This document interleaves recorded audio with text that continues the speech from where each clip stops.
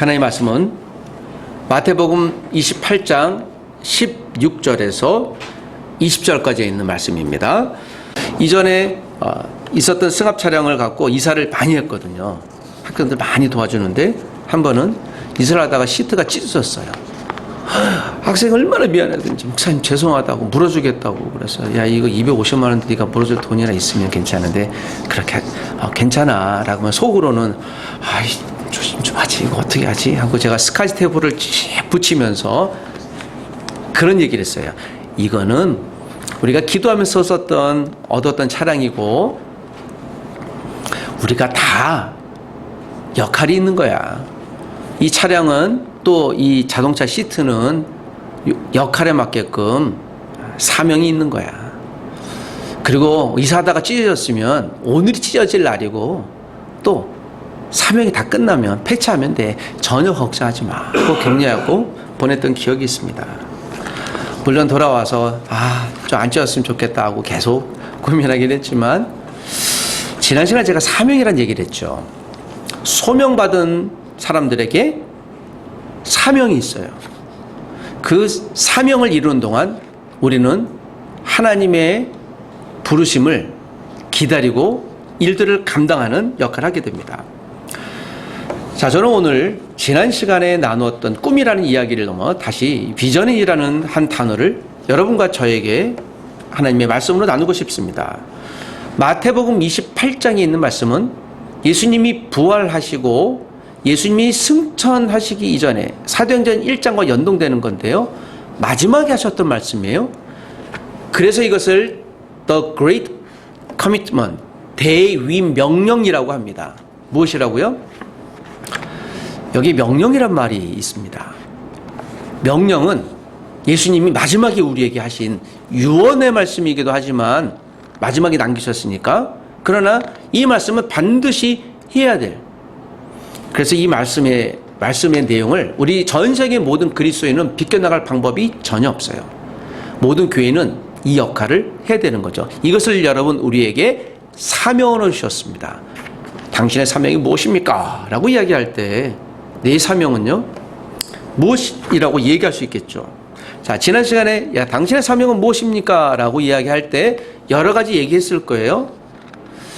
전 잘 모르겠는데요 라고 얘기할 수 있습니다. 제가 그저께 어떤 몽골 학생들 몇 명과 이야기를 하는데 제가 비전 파인딩 코칭을 하려고 물어봤습니다. 그걸 요청하는 학생이 목사님 우리 학생들이 인생의 진로와 비전을 잘 모르는데 목사님 도와주세요. 그래서 걱정하지 마 알려줄게. 한 남학생이 얘기했는데 무엇을 하고 싶어요? 라고 글을 쓰게 했더니요 그 학생이 대뜸 그래요. 목사님 쓸 게 없어요. 하고 싶은 거, 가고 싶은 거, 먹고 싶은 거, 되고 싶은 거 아무것도 없어요. nothing. 그래. 그 학생 가만히 있어요. 저는 하고 싶은 게 없어요. 왜? 없으니까 없는 거죠. 참 답답한 상황이죠. 그런데 그 학생이 이런 얘기를 해요. 저는 하고 싶은 게 없는데 뭘 해야 될지 고민이에요. 그 학생의 말이 이율배반적이죠.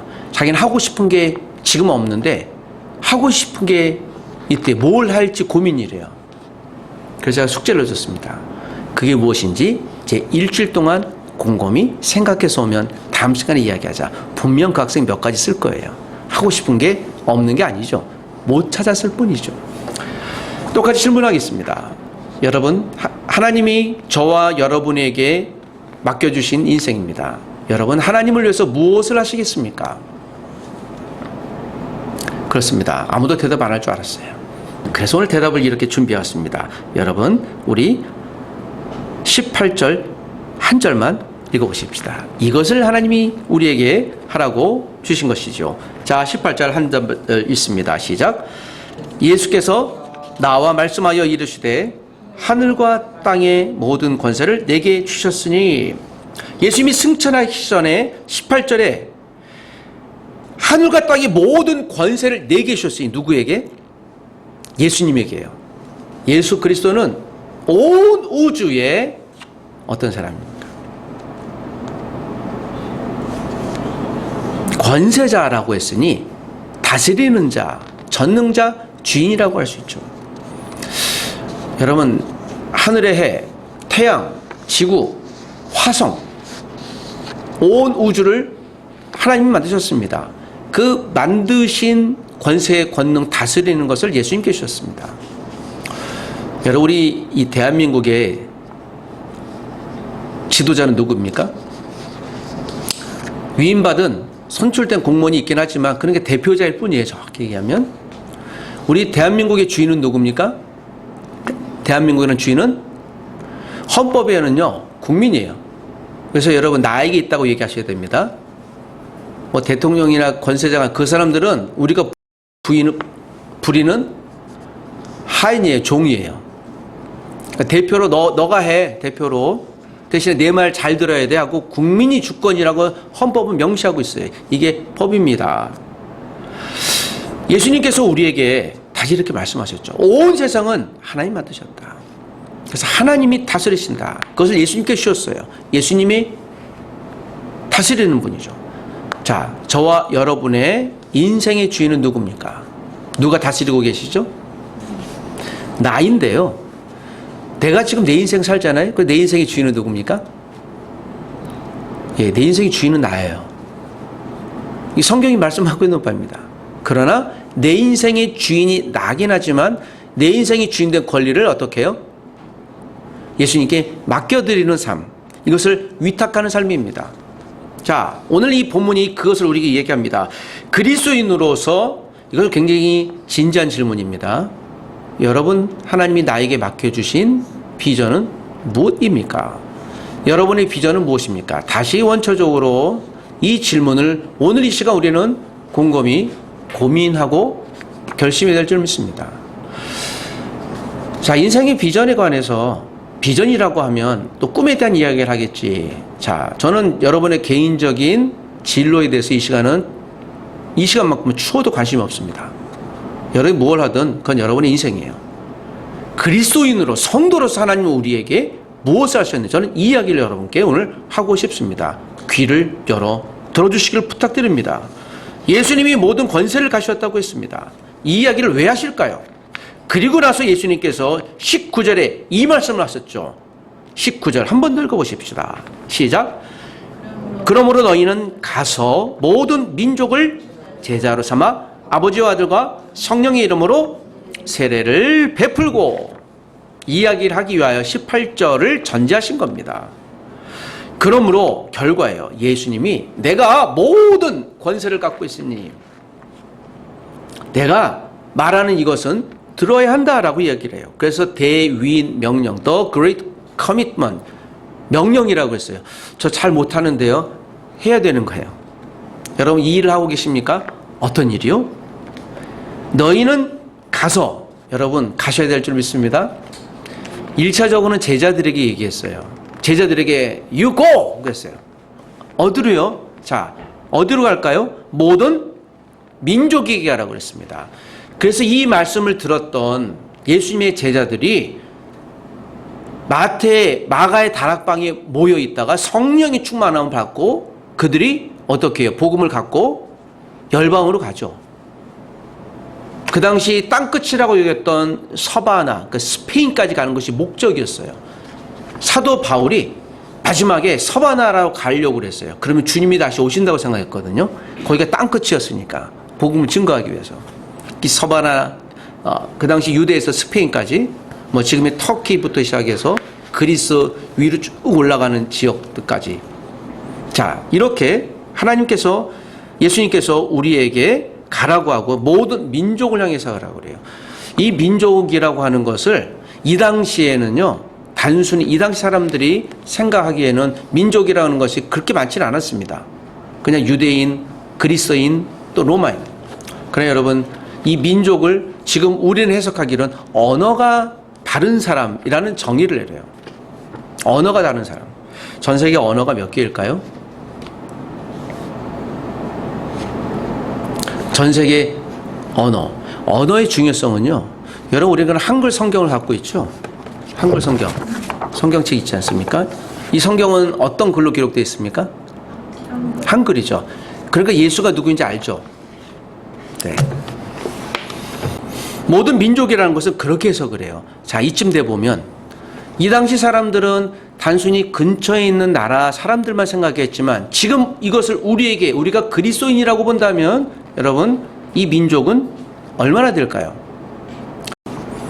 이전에 한 민족에게 성경을 마태복음 하나 해석하는데 보통 90년 걸렸어요. 한 선교사님하고 그 아들이하고 그 손자가 하는 보통 이렇게. 그래서 한 민족 한 언어로 번역을 할 때 보통 빨라야 30년 한 세대에 걸린다고 했고요. 그리고 보통 90년 80년 정도가 걸렸어요. 지금은요, 네, 너무 감사하죠. 지금은 한 6개월이면 나와요.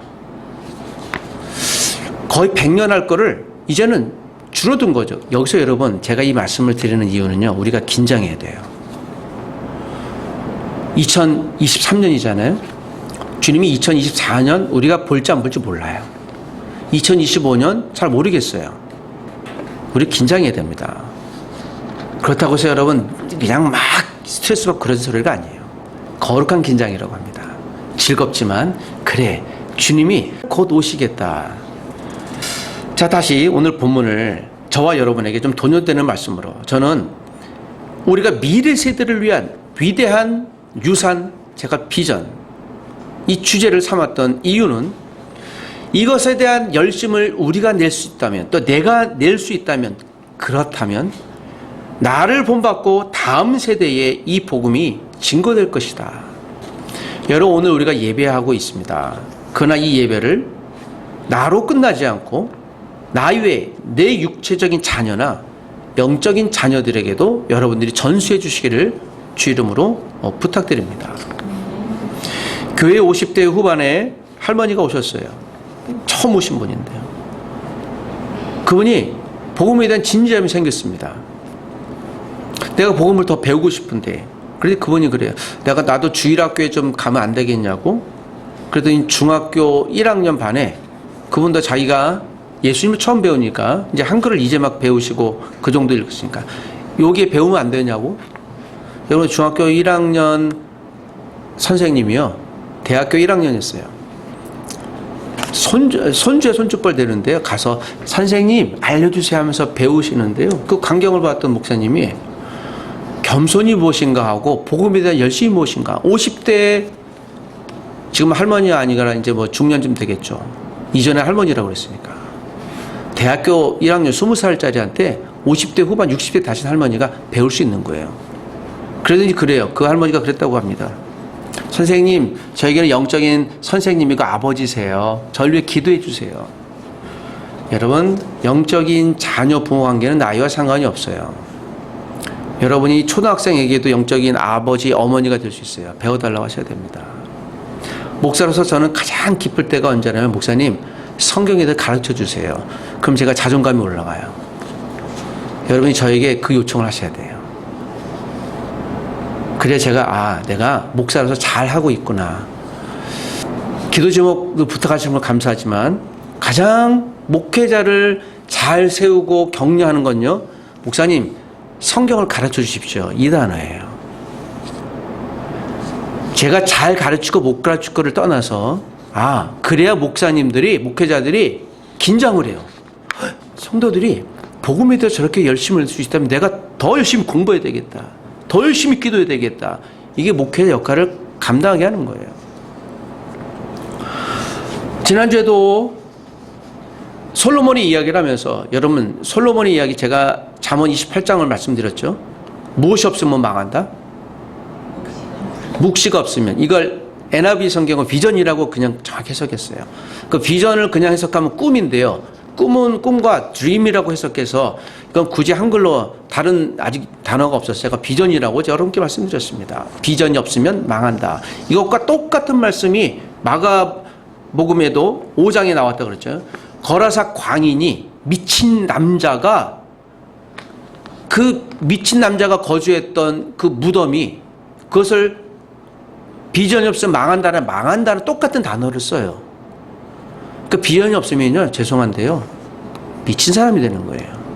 세상에 미치던, 이성에 미치던, 돈에 미치던, 내 자녀 양육에 미치던, 아니면 물질에 미치던, 권세에 미치던, 책에 미치던, 모든 것에 미칠 수밖에 없는 거예요.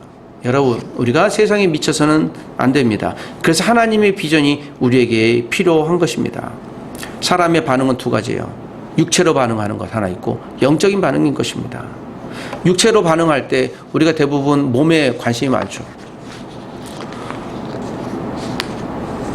살이 많이 찌신 분이 살을 안 찌기 위해서 좀 빼기 위해서 좀 노력하시는 분이 있는데 그분이 그래요. 목사님 뱃살이 너무 나와서 제가 고민입니다. 운동을 뭘 하시는데요. 하신 지가 6개월 됐는데 더 놀라운 건요. 배가 더 나오셨어요. 아니 운동할 때 왜 배는 더 나오세요? 그랬더니 목사님 모르겠어요. 고민이에요. 계속 앉아있지 말고 열심히 운동하시라고. 네, 그분이 살 안 빠질 것 같아요. 먹는 잘 드시니까. 우리가 여러분 육체의 사람 먼저 반응이 많아요. 왜 그럴까요? 눈에 보이기 때문에 그래요. 우리 본능이 그렇습니다. 아름다워지고 싶고 멋있어지고 싶고. 이제는 어떤 유명한 연예인이 몸짱을 만든다고요. 그 당시 초콜릿 뱃살 만든다고요. 100일 프로젝트를 하더니 정말 멋있게 됐어요. 사람들이 그때부터 이 PT라는 게 한국에 유행하기 시작했죠. 나도 저렇게 될 것이다. 그리고 여러분 그분 2달 만에 또 배가 이렇게 나오더라고요. 그러니까 좀 격하게 얘기하면 좀 조작된 몸이죠. 그러니까 만든 거예요. 일상에서 그렇게 하는 게 쉽지 않다라는 걸 보여주는 건데 사람들이 몸에 관심이 많구나. 그래서 여러분 요새 피트니스 클럽에 가면 혼자 하지 않고 무엇을 합니까? PT라는 걸 누가 붙잖아요. PT가 뭐 하는 사람이에요, 정확히? 트레이너예요. 가르쳐주는 사람. 티처예요. 혼자 할 수 있는데 하지 않아요. 또 하나예요, 여러분. 영적인 반응이에요. 우리는 육체적인 반응이 그렇게 우리는 반응이 민감해요. 우리가 뭔가 내 월급의 급여가 작거나 또는 카드사에서 뭐가 잘못 나가면 돈 10원, 100원에 민감해요. 이거 어떻게 됐냐고 이렇게 묻죠. 어떻게 된 거냐고 이거. 왜 나한테 월급도 이러냐고. 왜 내 돈이 더 안 나갔어요. 막 그러고 있죠. 여러분 사람은 자기 육신에 관심이 그렇게 많습니다. 이게 본능이에요. 하물며 우리의 영적인 반응은 어떠할까요? 우린 크리스찬이에요.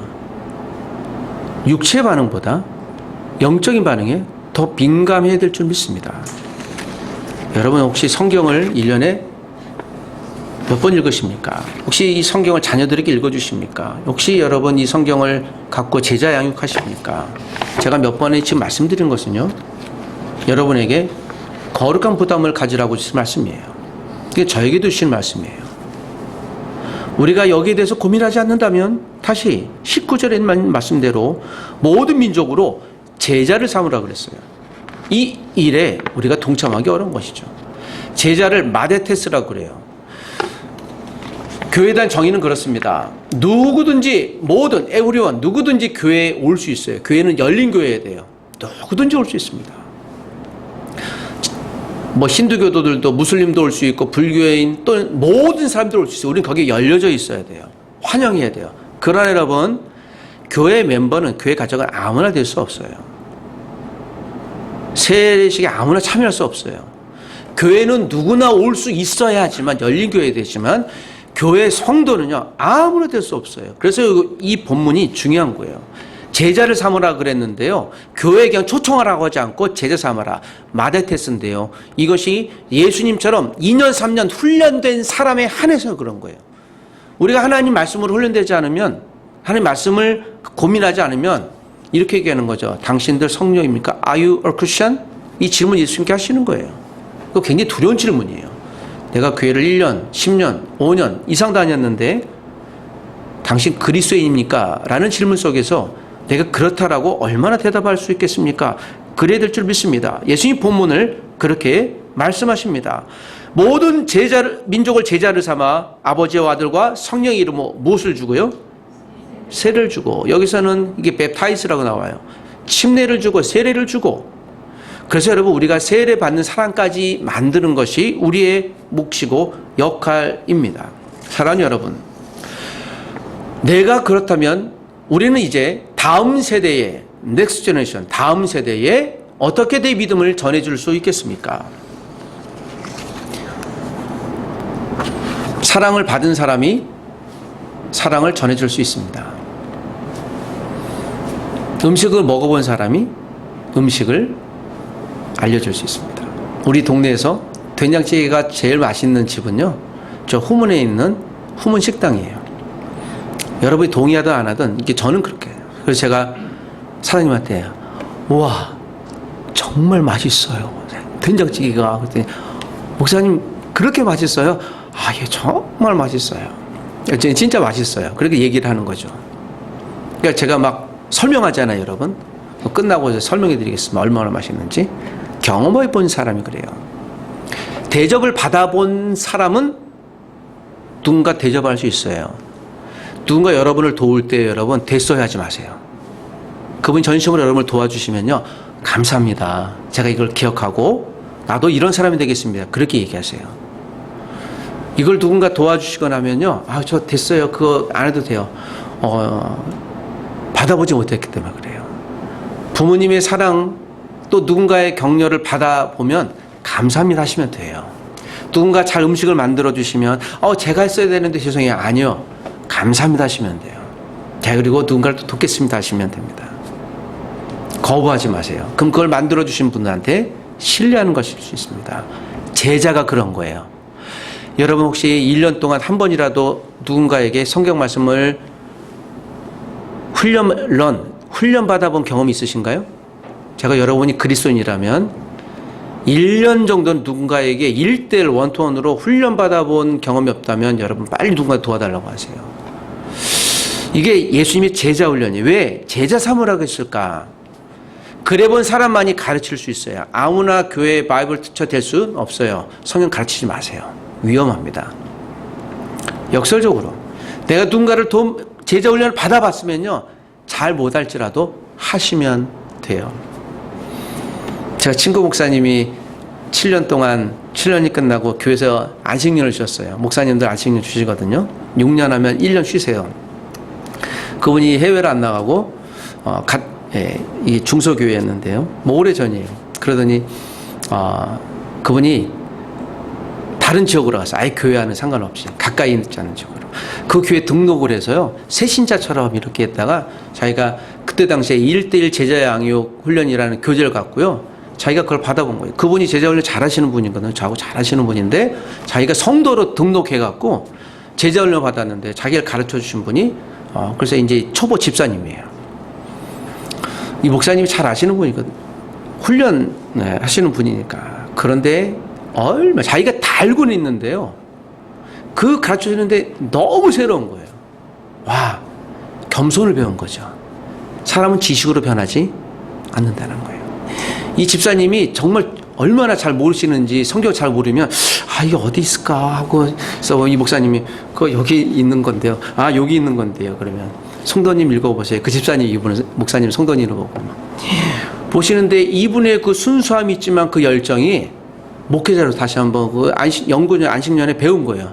사람을 감동시키는 건 복음에 대한 단순하지만 열심이구나. 제가 그 이야기가 다시 생각나면서 저도 언젠간 여러분이 안식년을 주시면 제가 하고 싶습니다. 제가 24년 동안 안식년을 한 번도 못 해서 안식년을 하면 저도 그래 볼 마음이 있습니다. 지식이 변화시키지 않아요. 변화되지 않아요. 순수한 열정과 섬김이 사람을 변화시키는 거예요. 여기서 제자훈련은 그런 의미에서 제자훈련이에요. 여러분 안다고 너 전혀 변하지 않아요. 속으로 그래요. 잘났네, 많이 안 해. 이건 우리가 조심해야 될 부분이기도 합니다. 이제 말씀을 좀 정리해 가려고 합니다. 마지막 20절에 예수님이 말씀하시면서 이렇게 도전하십니다. 20절 한 번 더 읽어보십시다. 시작. 내가 너에게 분부한 모든 것을 가르쳐 지키게 하라. 볼지어다 내가 세상 끝날까지 너희와 항상 함께 있습니다. 제자 훈련하면서 복음을 나누면서 어려움이 있더라도 걱정하지 마라. 내가 항상 너와 함께 있으라 약속을 해주셨어요. 여러분, 우리 교회는 모든 분들이 이 제자 훈련에 동참해 주시길 부탁드립니다. 말씀을 가르치세요. 그렇게 하려면 말씀을 배우셔야 합니다. 목사님 가르쳐 주세요. 전 여러분이 저한테 그러셔야 돼요. 그렇게 하지 않으면 여러분과 관계는 저는 아주 느슨한 관계가 될 수밖에 없어요. 저도 그러고 싶습니다. 할 수만 있으면 여러분들을 복음을 나누는 최선의 사람이 되고 싶습니다. 비전은 인간의 눈으로 볼 수 없습니다. 그러나 하나님이 우리 안에 주신 믿음 하면 세상이 볼 수 없는 영적인 통찰력을 주실 거예요. 이 사람이 지금 별것 아닌 것 같은데 하나님의 눈으로 보는 순간 이 사람의 안에 있는 그 가능성은 그 누구도 살 수 없는 가능성으로 하나님이 그를 지목해요. 바울이 그러했고요. 베드로가 그러했고요. 오늘 본문을 기록했던 마태가 그러했습니다. 그래서 이 마태가 오늘 마태복음을 기록했잖아요. 그 허접한 세관원이 오늘 주의 위대한 제자가 되어 그러므로 너희는 가서 모든 족속으로 제자를 삼아 아버지와 아들과 성령의 이름으로 세례를 주어 내가 너에게 분부한 모든 것을 가르쳐 지키게 하라고 호소하고 있잖아요.